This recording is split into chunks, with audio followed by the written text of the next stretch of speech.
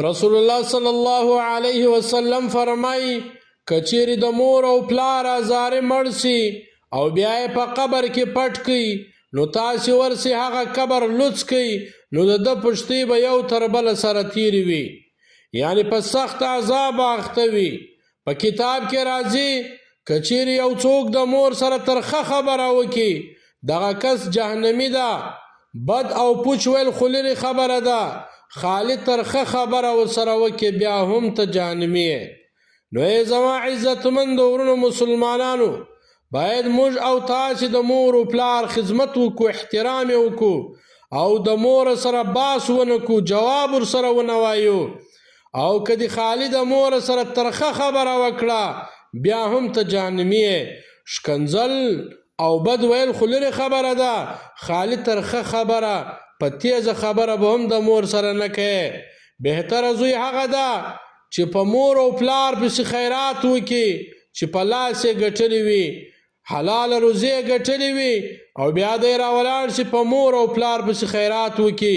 دا بهتره زوی ده حضرت موسی علیه السلام الله جل جلاله ته وویل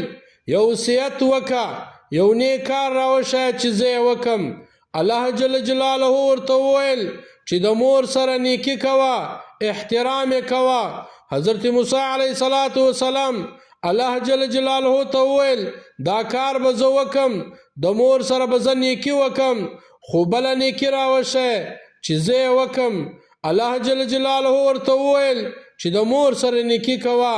دغه رقم یې وواره موسی علیه السلام الله جل جلاله ته وویل چې نیک کار راوښیه چې زه یې وکړم الله جل جلاله ورته وفرمیل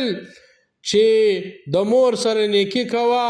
او د مور احترام کوه حضرت موسی علیه السلام وواره الله جل جلاله ته وویل چې داسې یو ښه کار راوښیه چې زه یې وکړمه الله جل جلاله په جواب کې وواره ورته وویل چې د مور سره نیکي کوه او احترام کوه نو افسوس په نن وخت ځوانانو باندې چې دوی نه د پلار احترام کوي نه د مور احترام کوي نو ای زما عزتمند ورونو مسلمانانو باید موږ او تاسې د مور او پلار احترام وکړو